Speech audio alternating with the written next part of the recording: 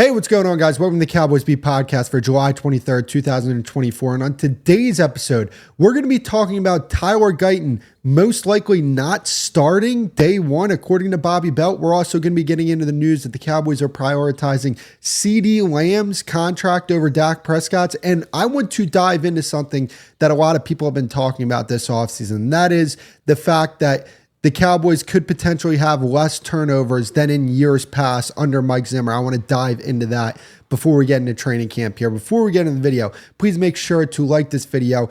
Please make sure to subscribe to the channel as well. The football season's back. We're going to be dropping videos consistently here. There's actually things to talk about of substance, and I look forward to talking about those things. So without further ado, let's get into the video. On a recent episode of Love of the Star with Bobby Belt and Brian Broaddus, Bobby Belt, who is an insider for the Cowboys for 105.3 The Fan, said that it is likely that Chuma Edoga is going to be the starting left tackle over Tyler Guyton week one. Now, my question is this a take that Bobby has, or is this something he's being told? Because if this is something he's being told, I believe it. He's credible, and we have to take this seriously.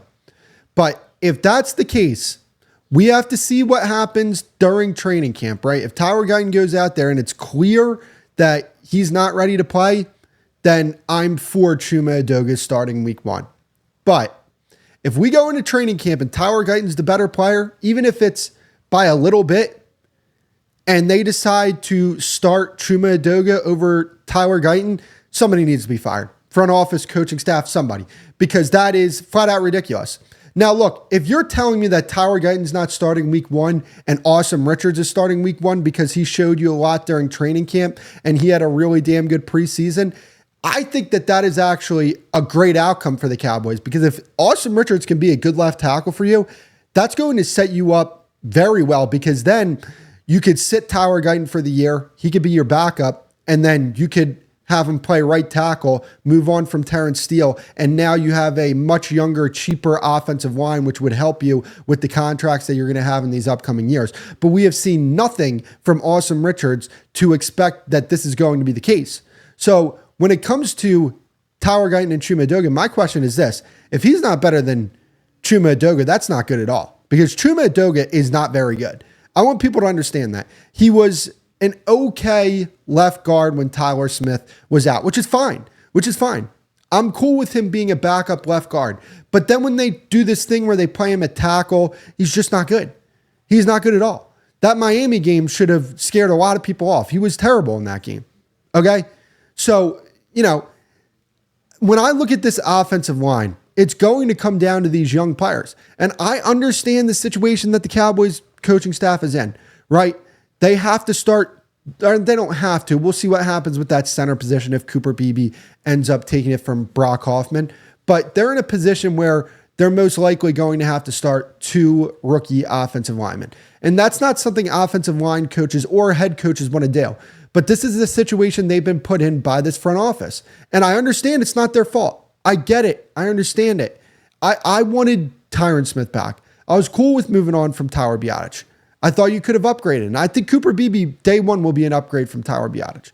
I just don't think he was that good. He was an average center at best. I think that Cooper Beebe will come in day one and be better than average. Or if he is an average center, he's going to be better in certain spots that Tyler Biadasz wasn't as good at, right? Like, I think that Cooper Beebe will be more powerful than Tyler Biadasz day one. I personally believe that. Maybe he won't move as well as Tyler Biadasz, but if he's going to be a starting center, I think that he'll at least be average. So, they're talking about maybe starting Brock Hoffman. We'll see. Again, we'll see. If Brock Hoffman goes out there and he earns that spot, then he needs to be the center. It's the same thing with Chuma Edoga. If he goes out there and earns that spot, then sure, he could be the left tackle. But, the odds of that happening, we've seen this over the course of his career. He's just not good. He's not average. He's a bad starting left tackle. He's he's a below average backup left tackle, because people think like, oh, well, he's not a good starter, but he'd be a good backup. Well, if he's not, an okay or below average starter, he's not going to be even close to a good backup. Like, I want people to understand that this is the blind side of the quarterback. And I'm cool with starting Tyler Guyton day one. Now, again, we'll have to wait and see what happens in camp. But I do think that there's things that Tyler Guyton does that, are going to be of value to this Cowboys offense. Like, his footwork is world class. You're not going to find better feet on an offensive lineman coming out of college than Tyler Guyton. He needs to be a little more powerful. He needs to be a little more nasty in the way that he plays. But day one, I think he's going to be, at the very least, an above average pass protector. We'll see what happens in the run game. I think he has the potential to be a great run blocker, by the way. I really do. And I think the Cowboys saw that potential as well, which is why they ended up drafting him. And I think if they would have stuck in there at 24, they were going to draft Guyton regardless. I think that Tyler Guyton has a very high ceiling. He has a very good skill set, and we'll see what happens. We'll see if he ends up reaching that ceiling, because potential is just stuff that you haven't done yet. But, when it comes to day one, I am way more confident in Tyler Guyton than I am in Chuma Edoga. I just really am. And my question is, like, if Chuma Edoga wins that spot, how much worse is Tyler Guyton than Chuma Edoga? Because if it's just like a little bit, I'm cool with rolling Tyler Guyton out there and giving him reps, because I believe if you continue to give him reps and you continue to put him out there and you continue to keep letting him get better, I believe by the end of the season, you'll have a much better player in Tyler Guyton than you will in Chuma Edoga. The ceiling by the end of the season is much higher for Tyler Guyton than it is for Chuma Edoga. So, it's going to be very interesting to see how this plays out. I don't love the idea of starting Chuma Edoga at left tackle. I don't know if you guys can hear the birds chirping in the background. I'm sorry if you can. They're like really loud today, but that's besides the point. Yeah, look, do I think this is going to happen? Me personally, I don't. I don't think this is going to happen. I think that the front office will probably say, hey, look, we used a first round pick on this guy for a reason. We're paying him more money. Like, I think they're paying Tyler Guyton more money than they're paying Chuma Edoga this upcoming season. And look, money talks at the end of the day. So, I believe ultimately Tyler Guyton will be the left tackle is pretty much the point that I'm trying to get at here. So, interesting to see how this plays out. And I honestly can't wait for training camp to see how Tyler Guyton performs. I think there's going to be some up and downs. The Cowboys have some really good defensive ends. He's going to have a lot of competition. And look, I'm cool with like the first week or two in training camp, starting him off with the second or third team, let him build up some confidence, let him get some good reps in there. Because look, Tyler Guyton versus Micah Parsons day one at training camp, that's going to be a tough battle for him. That is. Even DeMarcus Lawrence, that'll be a tough battle. Let him get some confidence under him. Let him go up against the second and third team defensive ends, and then let him work his way up throughout the course of training camp. Let him get some more reps in there. Let him get more used to the speed and the power of NFL players. And hopefully, by the end of training camp, we come out of this and say, hey, he might not be a finished product, but he's ready to go week one. So Calvin Watkins of the Dallas Morning News has reported that the Cowboys are prioritizing CeeDee Lamb's contract over Dak Prescott's. Here's the reason why I believe that they actually are prioritizing CeeDee Lamb's contract over Dak Prescott.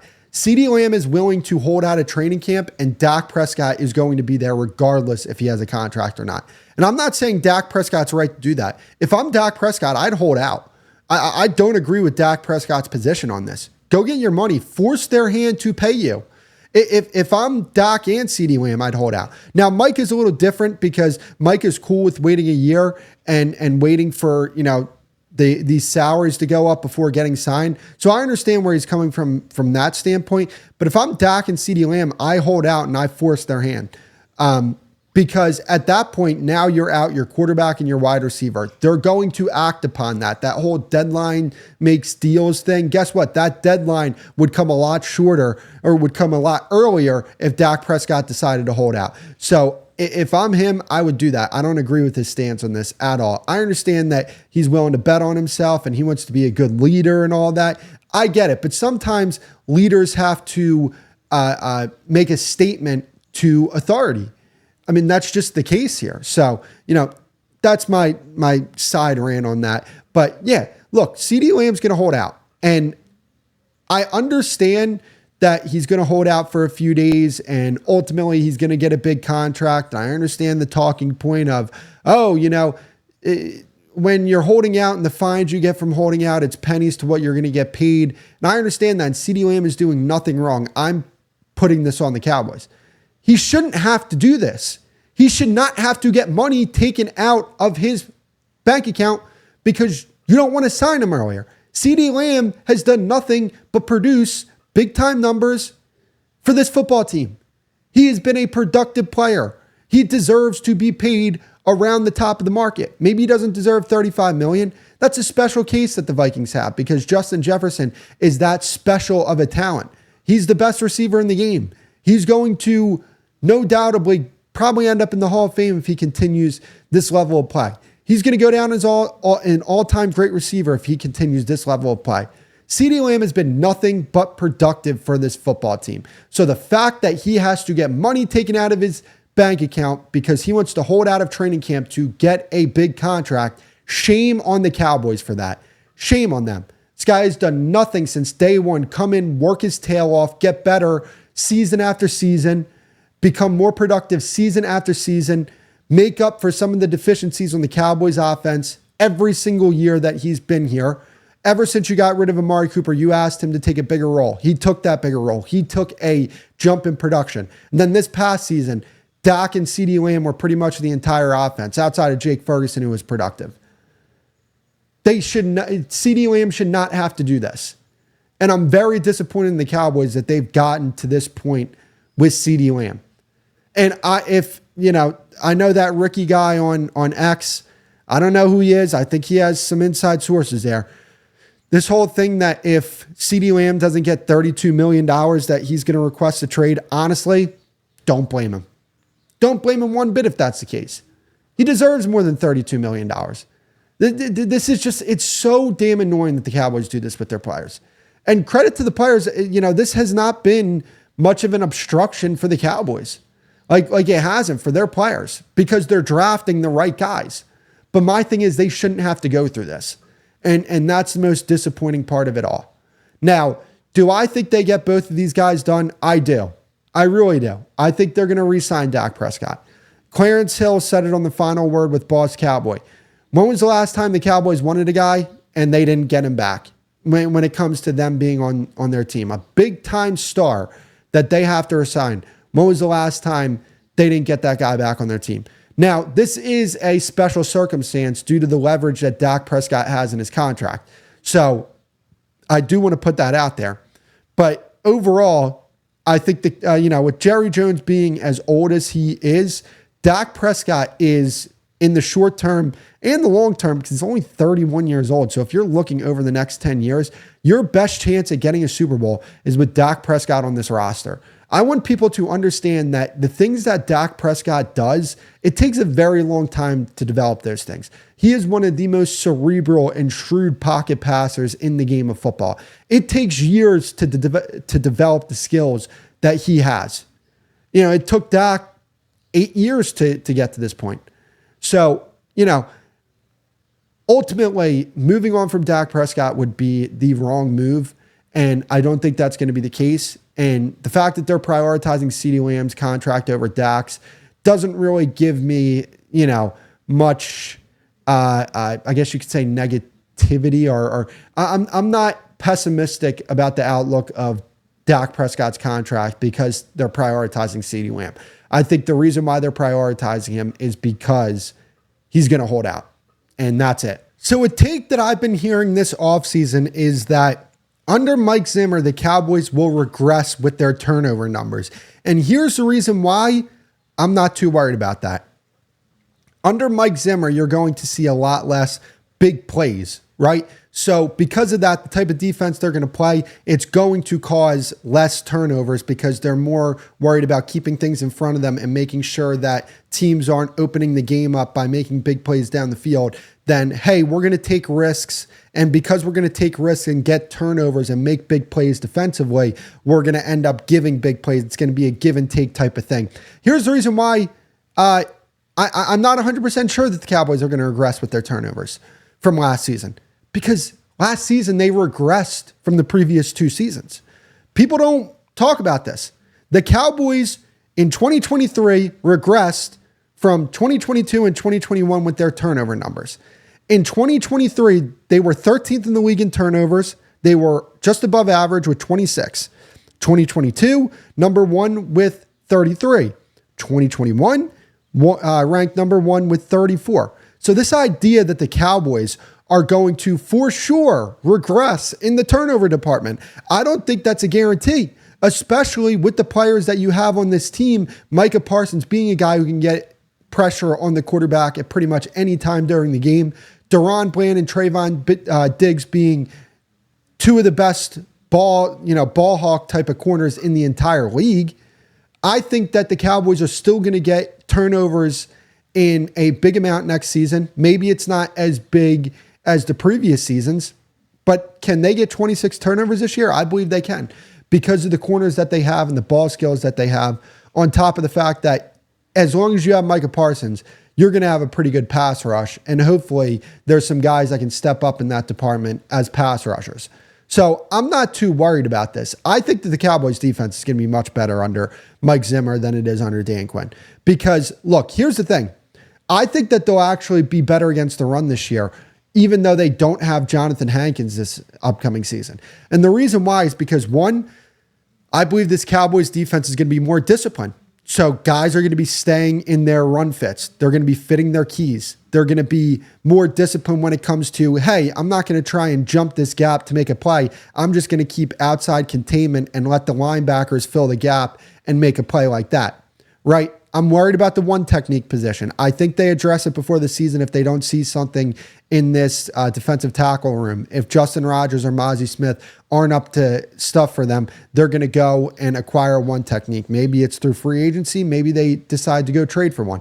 But I don't believe they're going to go into the season with the one techs that they have if they're not confident that they can play at an average level. Because, I mean, look, regardless of who you're probably going to get just an average one technique if you go out and try and get a Linval Joseph or go trade for a guy. That's just what's going to happen.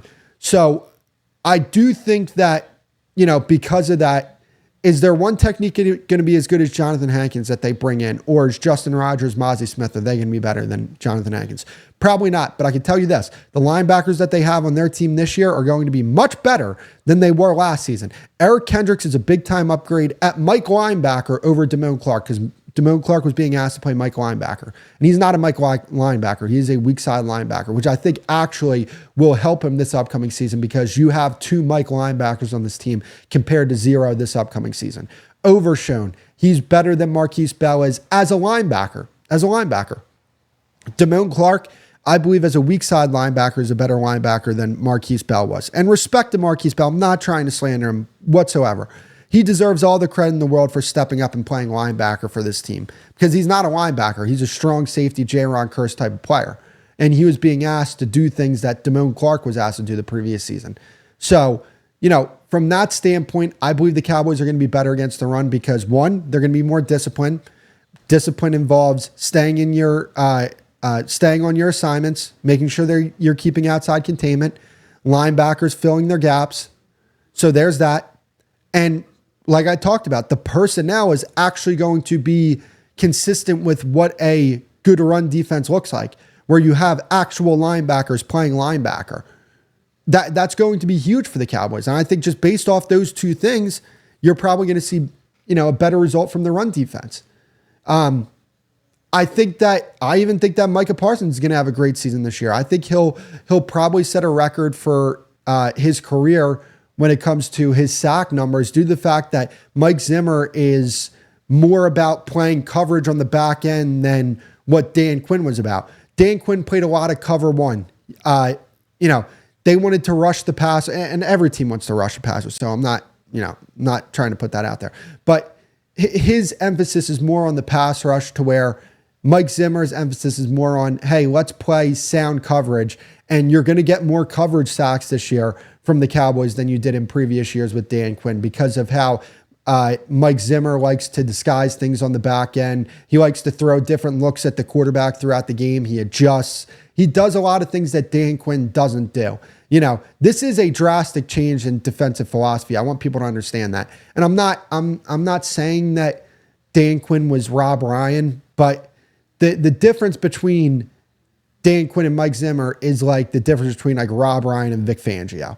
Vic Fangio is more keep everything in front of you, even though I don't think Mike Zimmer is like that to that extent. And, Rob Ryan is more, hey, let's get after the quarterback. Let's try and get as much pressure as we possibly can. Let's try and run up the turnover count and win that way. I don't think that defensive philosophy transfers into postseason success. I just don't believe that that's the case. So, when it comes to Mike Zimmer and these turnovers, I do think that the Cowboys will still rack up a good amount of turnovers. And I believe that, this defense will be better than it has been in years past. Even though the defense has been pretty good last year, down the stretch, it was one of the worst defenses in football. And I don't think that gets talked about enough. Mike Zimmer, I'm very high on him and what he could potentially bring to the Cowboys this upcoming season. So that's going to do it for the Cowboys Beat podcast for July 23rd, 2024. If you guys haven't already, please make sure to hit that like button and subscribe. I would greatly appreciate that. And I will see you guys in the next episode.